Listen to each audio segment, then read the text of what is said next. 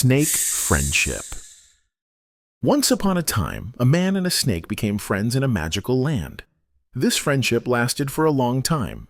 Whenever the man secretly passed by an old ruin, he would visit the snake's den and ask how it was doing.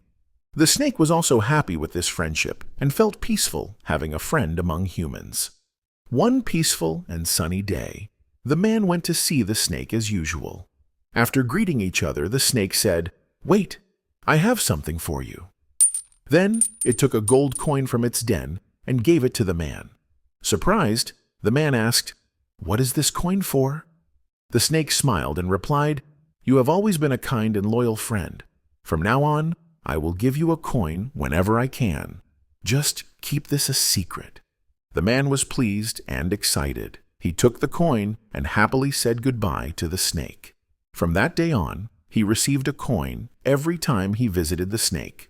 A few weeks later, the man's young son, who had noticed the family's financial situation improvement, asked his father, "Father, what made our life so much better? Where did you get all this money?" The man looked sternly at his son and said, "You don't need to get involved. I will tell you when I see fit." But the boy's curiosity grew. He decided to follow his father to discover this wealth secret. One day, he quietly followed his father. After following him, he saw him go to a ruin. He secretly stood aside and watched. The man was talking to the snake, and after a while, the snake took a coin from its hole and gave it to his father. The boy was amazed to see this. He thought, "I will take all the snake's coins and become rich." A few days later, when the boy was sure his father had left, he went to the ruin and called the snake.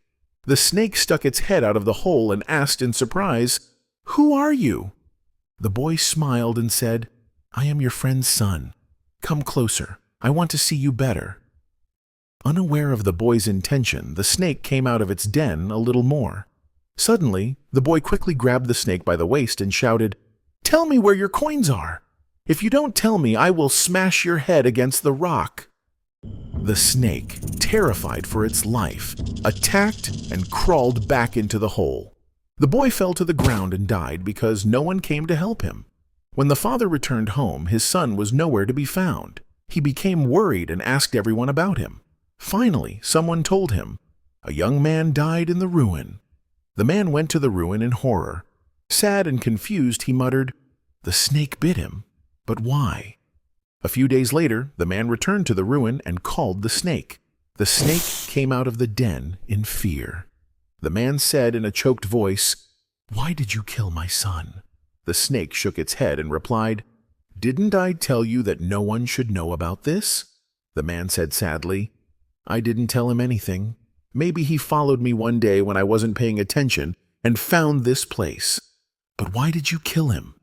The snake sighed and said, "He wanted to kill me, and I bit him to save my life, but I didn't mean to kill him." The man, filled with anger and grief, suddenly attacked the snake. The snake tried to bite him, but couldn't. It ran away with all its might and returned to its den.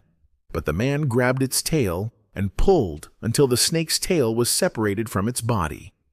The snake crawled into the hole in pain and disappeared. Days passed, and the man's grief subsided. He remembered his friendship with the snake and thought, "It's a pity to destroy this friendship. After all, it was my son who wanted to kill him. Maybe I can still be friends and get coins from him."